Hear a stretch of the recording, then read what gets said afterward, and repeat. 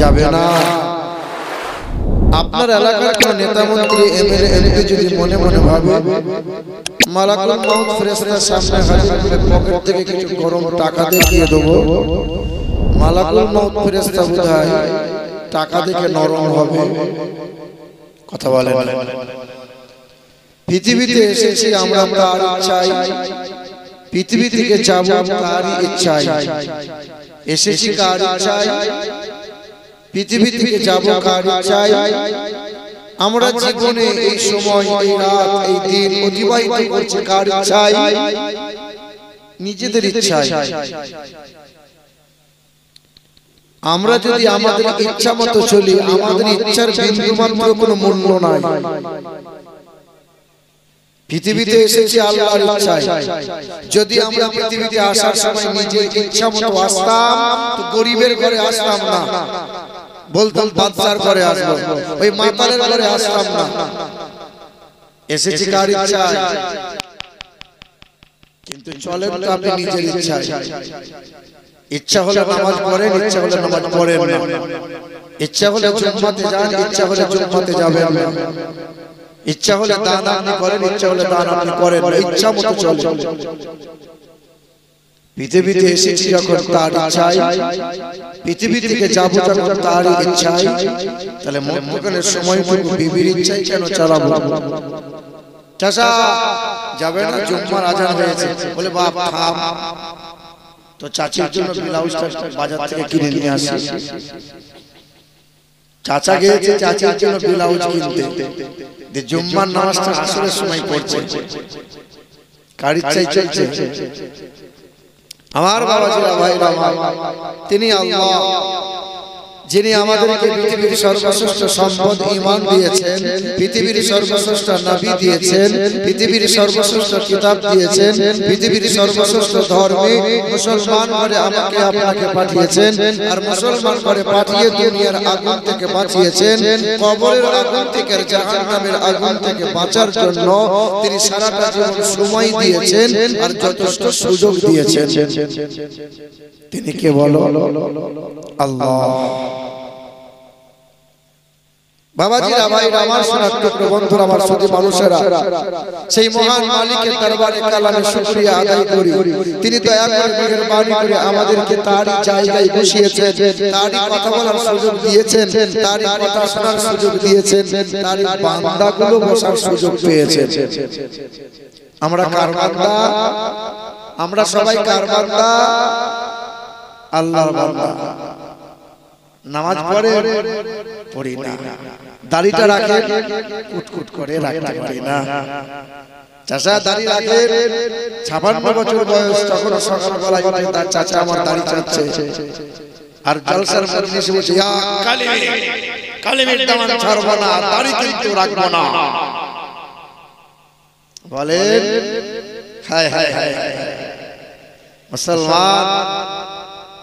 তায়েফের মানুষরা রাসূলুল্লাহর মাথা ফাটিয়ে দিয়েছিলেন। আল্লাহ রাসূল সাল্লাল্লাহু তাআলা আলাইহি ওয়াসাল্লাম, হজের মৌসুম ছিল। এই যে মৌখিক দাবিদার চলবে না, মিথ্যা দাবিদার চলবে না। আল্লাহ রাসূল সাল্লাল্লাহু তাআলা আলাইহি ওয়াসাল্লাম কাবা শরীফের পাশে গেছেন। দেশ বিদেশের মানুষেরা হজ করতে এসেছিল। আল্লাহ রাসূল দেশ বিদেশের মানুষদের সামনে গিয়ে আল্লাহর পরিচয়ের কথা বলছিলেন। লা ইলাহা ইল্লাল্লাহ আনা রাসূলুল্লাহ, এক আল্লাহকে মেনে নাও, আমি আল্লাহর রাসূল, আমাকে স্বীকার করে নাও। নবীর সবচেয়ে বড় দুশমন, তার নাম আবু জেহেল, বড় একটা পাথর নিয়েছিল, নবীকে জনমের মতো মেরে ফেলবে বলেছিল। আল্লাহর রাসূল বক্তব্য রাখছিলেন, দেশ বিদেশের মানুষেরা মুখ চাকের মতো গোল করে রাসূলুল্লাহর চেহারা মুবারকের দিকে তাকিয়ে আছে আর মধুর পবিত্র বাণী শ্রবণ করছে। বেঈমান আবু জেহেল পা করে গিয়ে পিছন দিক দিয়ে আমার রাসূলুল্লাহর মাথায় আঘাত করেছে। কিছুদিন আগে তায়েফের মানুষেরা পাথরে আঘাত করে মাথাটা ফাটিয়ে দিয়েছিল। এখন ঘাটা শুকায়নি, কাঁচা ঘা। সেই ঘায়ের উপরে আবার ঘা বেঈমান আবু জেহেল এমন করে মেরেছে যে কাঁচা ঘা থেকে রক্ত ফিচকিরি দিয়ে বেরিয়ে গেছে। দেশ বিদেশের মানুষগুলো দৌড়ে ভয়ে পালিয়ে গেছে। আমার রাসূল বেহুশ হয়ে জমিনে পড়ে গেলেন। সেদিন বেঈমান আবু জেহেল বলেছিল, দেখ দেখ মুহাম্মদকে মেরে দিয়েছি, আর কোনো ঝামেলা রইল না, আল্লাহ আল্লাহ বলনেওয়ালা কেউ আর থাকলো না। আমির হামজা রাদিয়াল্লাহু তাআলা আনহুর একবারে দাসী কাজের মেয়েটা কলসিটা নিয়ে কাবার পাশে কুয়া থেকে পানি আনতে এসেছিল। এই দৃশ্যটা দেখে বাড়ির দরজার কাছে দাঁড়িয়ে ফুঁপিয়ে ফুঁপিয়ে কাঁদছেন নবীজির চাচি আমির হামজার বিবি। জিজ্ঞাসা করছে, মা কাঁদছিস কেন রে, কি হয়েছে বল না। বলে, আপনাকে আর বলবো না, বল না মা, তোর সাথে কেউ দুর্ব্যবহার করেছে, তোকে কেউ কেউ কোনো খারাপ কথা বলেছে মা, বল না। বলে, আমার সাথে কেউ কেউ খারাপ ব্যবহার করে নাই, তবে যাকে দেখলে পরে আকাশের চাঁদ লজ্জিত হয়, যাকে দেখার জন্য বনের পশু প্রাণীগুলো লুকিয়ে লুকিয়ে অবাক হয়ে যাচ্ছে, যাকে যে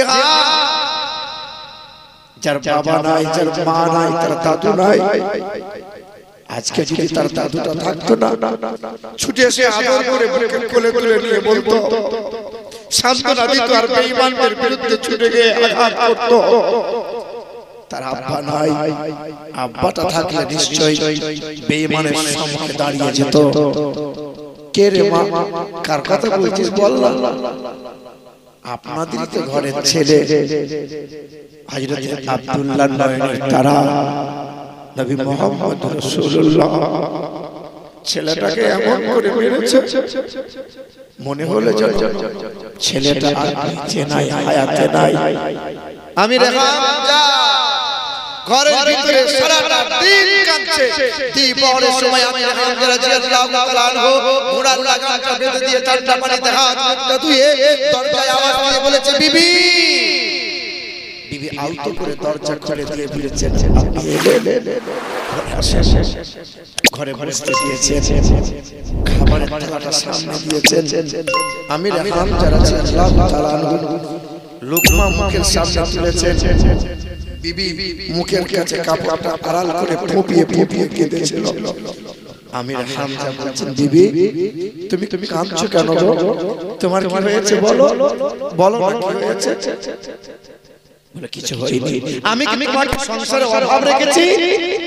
বলে, না, তোমাকে কেউ কেউ ব্যবহার করেছে, কেউ কোনো খারাপ কথা বলেছে। বলে, না, কাঁদছো কেন গো, কি হয়েছে বলো। আমির হামজার বিবি তখন চোখের পানিটা মুছিয়ে নিয়ে বলেছিল, তোমাদের ভেতরে কি মানবতা না, এমন ময়নের তারা ফুটেছে, তোমাদেরই বংশের, তোমাদেরই রক্তের একটা সন্তান।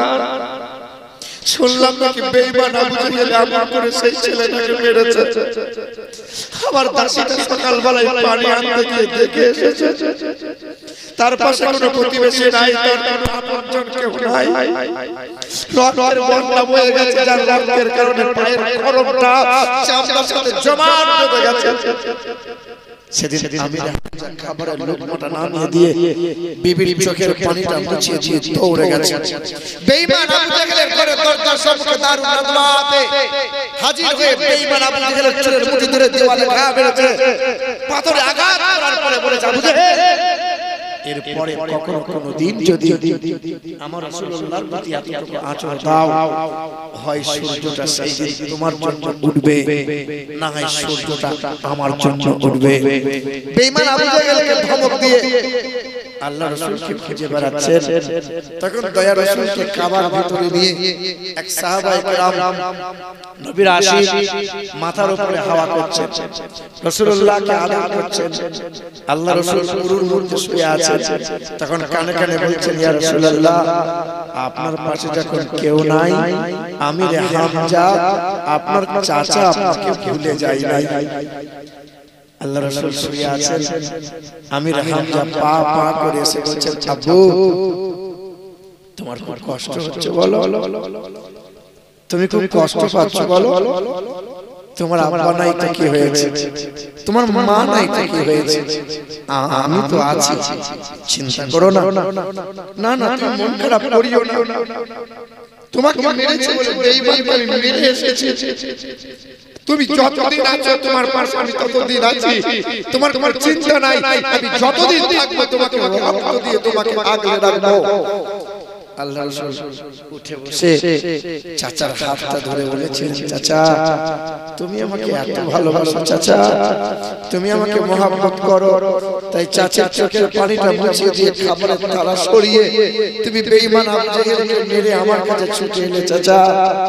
কিন্তু হাসরের কঠিন ময়দানে তোমার গলায় গামছা দিয়ে যখন জাহান্নামে নিয়ে যাওয়া হবে, তোমার যদি ঈমান না থাকে চাচা, সেদিন আমির হামজা রাদিয়াল্লাহু তাআলা বলেছিলেন, আপু কি করা লাগবে বলো? আল্লাহ রাসূল হাতটা বাড়িয়ে বলেছিলেন, চাচা শপথ গ্রহণ করো আর পড়ে নাও কালেমা লা ইলাহা ইল্লাল্লাহু মুহাম্মাদুর রাসূলুল্লাহ। চাচা আজ থেকে হারামকে হারাম বলে ত্যাগ করে দাও, হালালকে হালাল বলে গ্রহণ করে দাও, আমি নবী যা দেব তা গ্রহণ করে নাও। তুমি আজকে কালেমা পড়ে ঈমানদার হচ্ছ, কাল হাসরের ময়দানে তোমরা হাত ধরে আমি হাসতে হাসতে জান্নাতে নিয়ে যাব। মুসলমান, আল্লাহ পাক রব্বুল আলামিন বলেন, মা আতাকুমুর রাসূল ফাখুযুহু ওয়া মা নাহাকুম আনহু ফান্তাহু। তোমরা যদি কল্যাণ কামিয়াবি লাভ করতে চাও, তোমরা যদি মানুষের মতো মানুষ হতে চাও, পৃথিবীতে যদি সফল কাম হতে চাও, আখিরাতে যদি নাজাত পেতে চাও, আল্লাহ পাক রব্বুল আলামিন জানিয়ে দেয়, মা আতাকুমুর রাসূল ফাখুযুহু ওয়া মা নাহাকুম আনহু ফান্তাহু। আমার নবী তোমাদেরকে যা যা দেখায় তা তোমরা দেখে নাও, নবী তোমাদেরকে যা শোনায় তা তোমরা শুনে নাও, নবী তোমাদেরকে যা দেখাবে যা শোনাবে তা তোমরা দেখে নাও। এক কথায় নবী তোমাদেরকে যা যা দেয় তা তোমরা গ্রহণ করে নাও, নবী যা হতে নিষেধ করে দেয় তা থেকে নিজেকে দূরে সরিয়ে নাও। আল্লাহকে ভয় করো, আল্লাহকে ভয় করো। উদখুলুল জান্নাহ আনতুম ওয়া আজওয়াজুকুম তুহবারুন। আমি আল্লাহ পাক রব্বুল আলামিনের ঘোষণা, আমার নবীর গোলামি করে জিন্দেগি পার করবে যারা, নবীর তাবেদারি করে জিন্দেগি অতিবাহিত করবে যারা, আমি আল্লাহ পাক রব্বুল আলামিনের জান্নাতের ঘোষণা।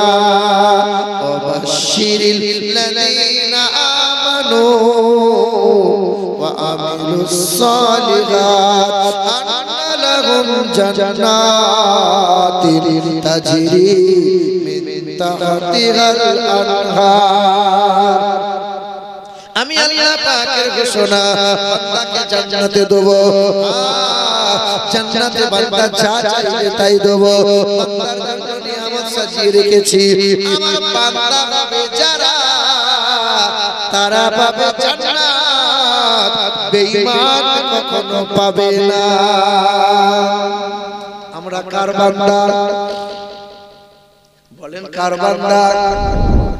বাপের ছেলে বিয়ে হয়েছে, বাপের ছেলে বিয়ে হয়েছে, বাপ চায় দোকানে বসে আর বলে আমার বাড়িতে একটাই মাত্র বৌমা, ছোট বৌমা, ওর মতো আর কেউ হবে না।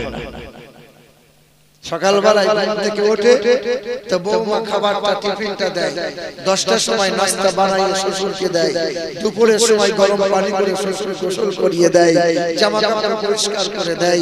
তো শ্বশুর তখন গর্ব করে বলে বৌমা আমার একটাই, আসলে বৌমা কটা? তিনটা, আর দুটো বৌমা ফুলে বেলুন খোলা হয়। শ্বশুর আমাদেরকে দেখতে পারে না, দেখতে পারবে কি করে? শ্বশুরকে ভালোবাসো, শ্বশুরের সেবা করো, করে না। বাবাজিরা, ভাইরা আমার, সবাই নিজে নিজে দাবিদার, আমরা আল্লাহর বান্দা, আমরা আল্লাহর বান্দা। আল্লাহকে জিজ্ঞাসা করো, আল্লাহ বলো আল্লাহ আমরা কেমন বান্দা, আমরা কি বান্দা হতে পেরেছি? আল্লাহ পাক রব্বুল আলামিন জানিয়ে দেয়, ইয়া ইবাদ ইন্না আরদি ওয়াসিআ ফাইয়ায়া ফাবুদুন।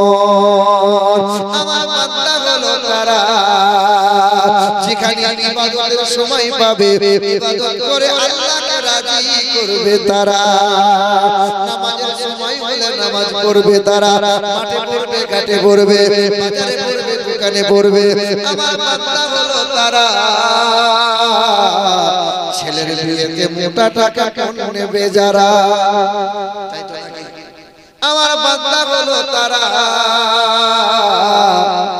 বিবিকে পেট বার করিয়ে ব্যাংকের পঞ্চায়েতে পাঠাবে যারা। সবাই তো দাবিদার আমরা আল্লাহর বান্দা। আরে আল্লাহর বান্দাদের জন্য আল্লাহ বলে আসলে কোনো ভয় নাই, কোনো চিন্তা নাই। ইয়া ইবাদ লা খাউফুন আলাইকুমুল ইয়াওমা ওয়ালা আনতুম তাহজানুন। বান্দার কোনো ভয় নাই, কোনো ফিকির নাই। আগে বান্দা হও, মুত্তাকি হও, পরহেজগার হও, মুত্তাকি হও, আল্লাহকে ভয় করো, আল্লাহকে ভয় করো। আরে ছাত্রটা ভয় করে মাস্টারকে, কেন ভয় করে জানো? মাস্টারের সামনে ছাত্রটা অন্যায় করে না, কারণ মাস্টারের কাছে বেতের বাড়ি খেতে হবে। ছেলেটা বাবার সামনে অন্যায় করে না, বাবা মায়ের সামনে অন্যায় করে না, কারণ বাবা মায়ের কাছে মার খাওয়া লাগবে। বাবা ছেলেটা ভয় খায়, ছাত্রটা মাস্টারকে ভয় খায়। আমরা আল্লাহকে যদি ভয় খেতাম, সুদের কারবার করতে পারতাম, বাজারে গিয়ে লটারি কাটতে পারতাম, ছেলের বিয়েতে মোটা টাকা পণ নিতে পারতাম। বলে আল্লাহ তো কাছে নাই, ভয় কেমনে করব? আল্লাহ পাক বলে বান্দা আসমানে খোঁজো আল্লাহ, মসজিদে খোঁজো আল্লাহ, মন্দিরে কি আছে? না না, আমি আল্লাহ তোমার নিকটে আছি, তুমি কি দেখতে পাও না? ওয়া নাহানু আকরাবু ইলাইহি মিন হাবলিল ওয়ারিদ। আমি আল্লাহ তোমার নিকটে আছি। আল্লাহ কতটা নিকটে? তোমার রক্তটা যতটা নিকটে, আমি আল্লাহ তার চাইতেও নিকটে আছি। হিন্দুদের বেদে লেখা আছে এই কৌলগত প্রায় জনসু পরধর্মনি ধর্মন্তনাই শাতেন ভগবান বদর্শতি ঈশ্বর সর্বস্ব জাগতং ব্রহ্ম সর্বদাং খালিদাং ধর্মভাগং পাপমাদাং আল্লাহ ইল্লাল্লাহ অনাদি। এ বাবাজিরা, ভাইরা আমার, ও সোনামণি মা ও বোনেরা, আব্বাজান, সোনার চাঁদ বন্ধুরা, হিন্দুদের বেদেও লেখা আছে যিনি মহান প্রতিপালক হবেন, তিনি সৃষ্টিকর্তা হবেন, তিনি বিশ্ব ব্রহ্মাণ্ডের মালিক হবেন, তিনি নিরাকার হবেন, তার কোনো মূর্তি নাই। শান্তি সম্মতি উপস্থিত, সেই মহান প্রতিপালকের কোনো আকৃতি নাই, তার কোনো মূর্তি নাই। যারা পণ্ডিত হয়, বামন হয়, তারা জানে ঈশ্বরের কোনো আকৃতি নাই, তবে তারা সেই পূজা করে কেন? কারণ তারা জানে এই পূজা অর্চনা না করলে পেট চলবে না, আর সত্য কথা বলে দিলে পায়ের নিচে মাটি থাকবে না।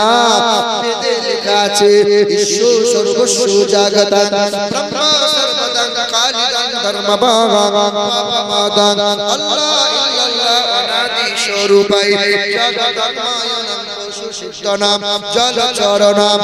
বেদে লেখা আছে তিনি এক, দ্বিতীয় লা শারীকা লাহ, তিনি কখনো খান না।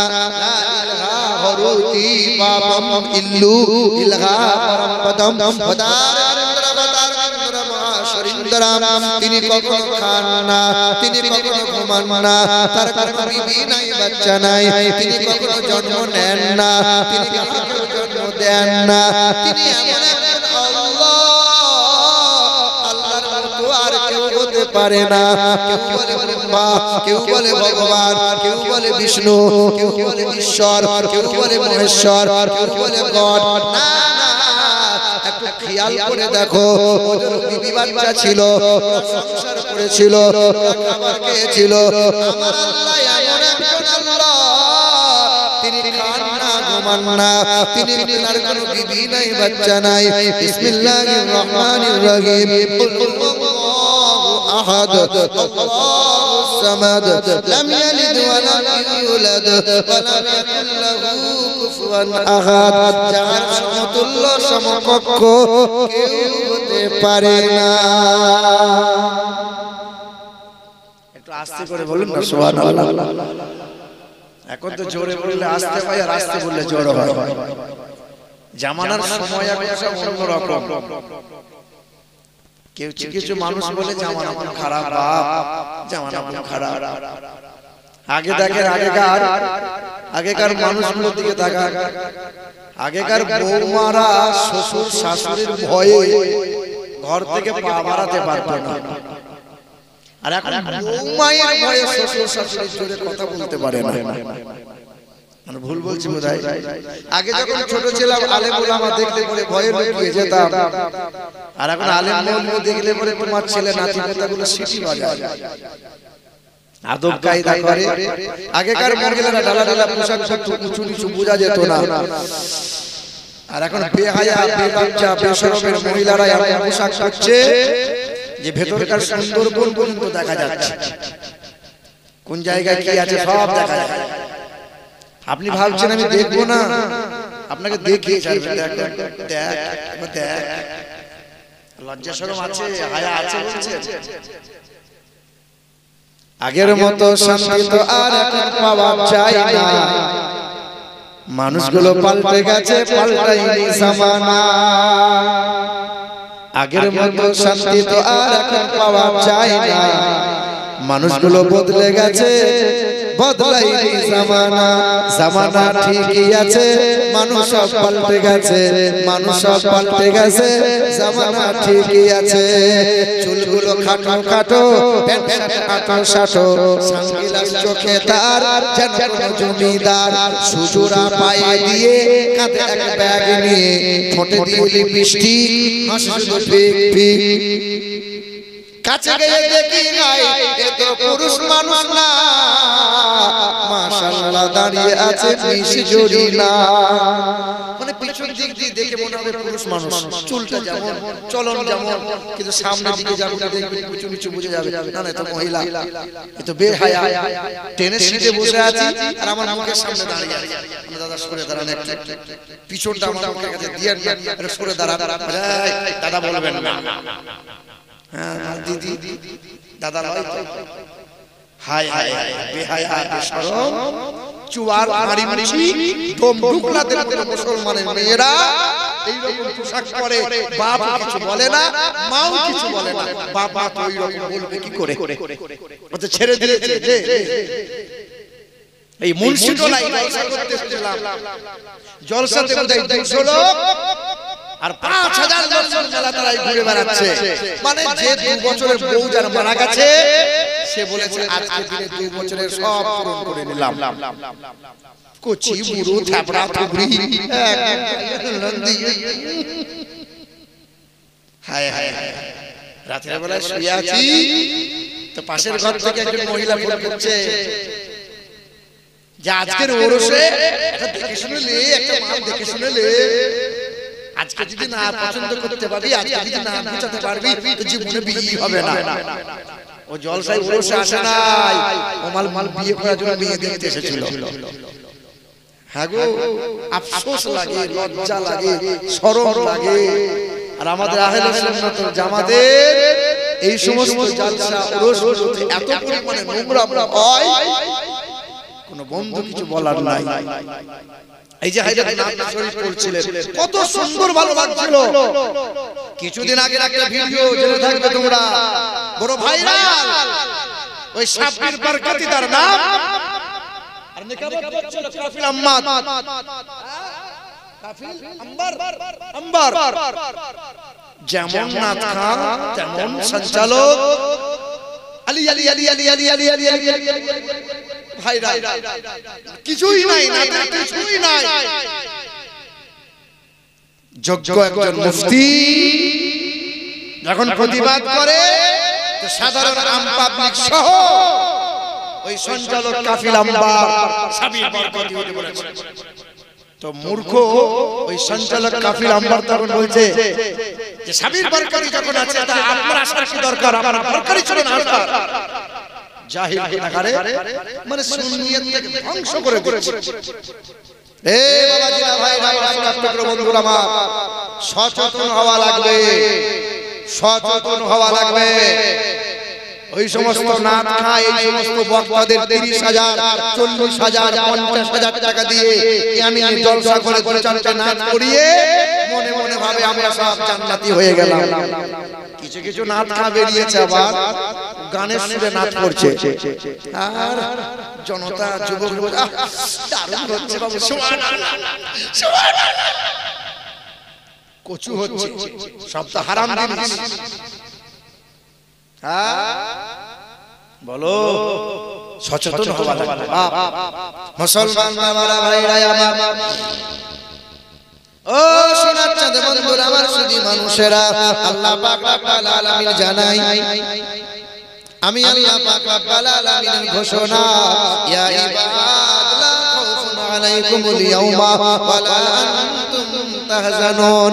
আমার বান্দা হবে তারা, আর বান্দাদের কোনো ভয় থাকবে না, আখিরাতে কোনো চিন্তা থাকবে না, মুত্তাকি বান্দা হবে, ঈমানদার বান্দা হবে। আমি আল্লাহ পাকের প্রিয় বান্দাদের কোনো চিন্তা নাই, আর আমি আল্লাহ পাক সবচেয়ে আদর করে সুন্দর করে মানুষকে আমি আল্লাহ বানাইলাম। যখন আমি আল্লাহ আদমকে বানাতে গিয়েছি, আমি আল্লাহ আদমকে বানাইবো, আদমকে বানাইতে গিয়ে ফেরেশতারা বিপক্ষে দাঁড়িয়েছিল, আমি আল্লাহ আদমের পক্ষে দাঁড়িয়েছিলাম। বাধা দিয়েছিল কারা? ফেরেশতারা বলেছিল, আল্লাহ এ আদম আপনি বানাইয়েন না, মানুষ বানাইয়ে ঝামেলা আর বাড়াইয়েন না। ফেরেশতারা কি বলতে চেয়েছিল? ফেরেশতাদের বলার বোঝানো এটাই ছিল, ও দয়ার মালিক আল্লাহ, আদম করে মানুষ আপনি বানাইছেন, সোহাগ দিয়ে মানুষ আপনি বানাইছেন, এ সংসার করবে, দুনিয়া করবে, নিজের বউ থাকা সত্ত্বেও পরের বউয়ের দিকে নজর দেবে। আপনি সোহাগ দিয়ে বানাইছেন মানুষকে, পরের পেটের হাত ধরে নিয়ে পালাবে। আপনি আদর করে মানুষকে বানাইছেন, সুদের কারবার করে পেট মোটা করবে। আপনি আদর করে মানুষ বানাইছেন, আল্লাহ হারাম থেকে বাঁচবে না, হারাম খাবে না, দাড়িতে ওজনে কম বেশি দেখবে না, দুধে তারা পানি মিশানো বন্ধ করবে না। আল্লাহ আপনি মানুষ যেন বানায়েন না। আল্লাহ পাক আদমের পক্ষে দাঁড়িয়ে বলেছিলেন, নি আলামু মা লা তা'লামুন, আমি আল্লাহ যা জানি তোমরা তা জানো না। আল্লাহ আদমকে বানাইলেন, বড় সোহাগ দিয়ে বানাইলেন, আমরা আদম সন্তান, আমরা হলাম মানুষ।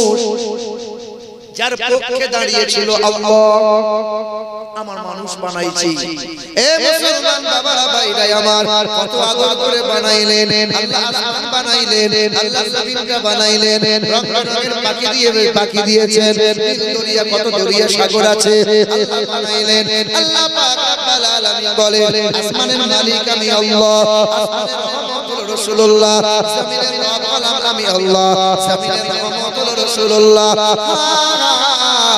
রঙের পাখি দিয়েছি, রব হলাম আমি আল্লাহ, তার রহমতুল রাসূলুল্লাহ, মাসের রব হলাম আল্লাহ, মাসের রহমতুল রাসূলুল্লাহ, বারজাকের রব হলাম আমি আল্লাহ, বারজাকের রহমতুল রাসূলুল্লাহ, রেখের রব হলাম আমি আল্লাহ, রেখের রহমতুল রাসূলুল্লাহ। সর্ব জায়গায় সব কিছু আমি আল্লাহ সৃষ্টি করেছি, আমার হাবিবের সাক্ষাতে বানাইছি, আর আমি আল্লাহ নবী পাঠাইছি মানুষের জন্য, মানুষের জন্য নবী পাঠাইয়া ক্ষান্ত হই নাই। আমি আল্লাহ মুহাক্কালাম উম্মতে মুহাম্মাদের জন্য কোরআন দিলাম, আমি আল্লাহ কোরআন দিলাম যেন তোরা মানুষ হয়ে আসতে পারিস। আমি আল্লাহ তোরা মানুষ বানাইছি যেন তোরা মানুষ হয়ে আসতে পারিস, জানোয়ার যেন না হয়ে যাস। এ বাবাজিরা, ভাইরা আমার, সোনার টুকরো বন্ধুরা আমার, সুধী মানুষেরা, পৃথিবীর জমিনে যত নবী পয়গম্বর এসেছেন, প্রতিটা নবী পয়গম্বরকে আল্লাহ মুজিজা দান করেছিলেন। মুজিজা নবীগণরা যখন পৃথিবী থেকে বিদায় নিয়েছে, মুজিজাগুলো সব হারিয়ে গিয়েছিল না ছিল, নবীরা চলে গেছে, মুজিজাও একে একে চলে গেছে। সুলাইমান নবী আলাইহিস সালাতু ওয়াস সালাম সিংহাসনে বসতেন ওই সিংহাসনে এক চোখের পলকে 1 মাসের রাস্তা অতিক্রম করে যেত আবার চোখের পলকে 1 মাসের রাস্তায় তিনি ফিরে আসতেন সুলাইমান নবী নাই ওই সুলাইমান নবী আলাইহিস সালাতু ওয়াস সালামের সিংহাসন পৃথিবীর জমিনে আছে তবে আজ পৃথিবীর কোন পালোয়ান যদি ওই সিংহাসনে বসে সিংহাসন কি আর উঠবে কথা বলেন না কেন এ বাবাজিরা ভাইরা আমার মুসা নবী কালিমুল্লাহ মুসা নবী পৃথিবীতে ছিলেন আল্লাহ তাকে মুজিজা দিয়েছিলেন আল্লাহ তার হাতে একটা লাঠি দিয়েছিলেন লাঠিতে আঘাত করতো লাঠিটা কি হয়ে যেত কি হতো সাপ হয়ে যেত মুসা নবীর লাঠিটা আজ মিশরের লাইব্রেরিতে রাখা আছে মুসা নবী পৃথিবীর জমিনে নাই আজ পৃথিবীর কোন পালোয়ান যদি ওই লাঠিটা ছেড়ে দেয় আর কি সাপ হবে মুসা নবী নাই তার মুজিজাগুলো নাই ঈসা নবী আলাইহিস সালাতু ওয়াস সালাম মানুষের চেহারায় ফুঁক দিত কুষ্ঠব্যাধি ভালো হয়ে যেত ঈসা নবী আলাইহিস সালাতু ওয়াস সালাম মৃত্যু মানুষের গায়ে হাত বুলিয়েছিল মৃত্যু মানুষ জিন্দা হয়েছিল কোন ইজনিল্লাহ বলেছিল ঈসা নবী পৃথিবীর জমিনে নাই আল্লাহ উঠিয়ে নিয়েছেন তারে কোন ঈসা নবীর অনুসারী যদি বলে ওই রকম দোয়া করে ফুঁক মারবো মরা মানুষ কি জিন্দা হবে ঈসা নবী পৃথিবীর জমিনে নাই তার মুজিজাগুলো পৃথিবীতে নাই এ বাবাজিরা ভাইরা আমার আমাদের চর্মচোখ থেকে দয়ার নবী হাবিবে কিবরিয়া জনাবে মুহাম্মদ রাসূলুল্লাহ পৃথিবীর জমিন থেকে আড়াল হয়েছেন চর্মচোখ থেকে আড়াল হয়ে আছেন পর্দা নিয়ে আছেন আল্লাহ পাকের নবীর সর্বশ্রেষ্ঠ মুজিজা তার নাম হলো আল কোরআন এই কোরআন নবী নাই তো কোরআন কি হারিয়ে গেছে কোরআন কি হারিয়ে গেছে না না পৃথিবীর সর্বশ্রেষ্ঠ কালাম এই কোরআন কোনদিন হারিয়ে যাবে না পৃথিবীর কোন বৈজ্ঞানিকরা পৃথিবীর কোন রাজনৈতিক নেতারা যদি তারা ষড়যন্ত্র করে পৃথিবীর সব কোরআনগুলোকে নদীতে ভাসিয়ে দাও পৃথিবী থেকে কোরআন হারিয়ে যাবে পৃথিবীর সব কোরআনগুলোকে যদি আগুনে পুড়িয়ে দেওয়া হয় বলো কোরআন পৃথিবী থেকে হারিয়ে যাবে ওই বাংলাদেশের নকুল কুমার বিশ্বাস হিন্দু ঘরের শিল্পী সে একটা গান বলে গেছে বড় ভাইরাল কোরআন নিয়ে গান যদি আগুন লেগে ধ্বংস হয় যদি আগুন লেগে ধ্বংস হয় পৃথিবীর সব বইয়ের দোকান আরে বিশ্ব থেকে হারাবে না পবিত্র কোরআন যদি আগুন লেগে ধ্বংস হয় পৃথিবীর সব বইয়ের দোকান আরে বিশ্ব থেকে হারাবে না পবিত্র কোরআন বলো কেমন করে করবে ধ্বংস বলো কেমন করে করবে ধ্বংস ওই আগুনেরতে আরে বিশ্বে ভরা লক্ষ লক্ষ আছে কোরআনের হাফেজ আবার ছাপাবে তারা আবার ছাপাবে তারা আসমানি গ্রন্থ বাঁচাবে আল কোরআনের সম্মান আরে বিশ্ব থেকে হারাবে না পবিত্র কোরআন নারে তাকবীর নারে রিসালাত মুসলমান বাবারা ভাইরা ও সুরাচ্ছাদ বন্ধুরা আমার সুধী মানুষেরা আল্লাহ পাক কোরআন পাঠিয়েছেন গরু ছাগলের জন্য আল্লাহ কোরআন দেন নাই দিয়েছেন মানুষের জন্য কোরআন মানুষ কোরআন পড়বে ওর নানি বললে 4 খতম দেবে ওর দাদু বললে 6 খতম দেবে এই জন্য কি আল্লাহ কোরআন পাঠিয়েছে রমজান মাসে হাফেজ সাহেব কোরআন তেলাওয়াত করবে তার পিছনে আমরা নামাজ আদায় করব আল্লাহ খতম তারাবির জন্য কোরআন দিয়েছে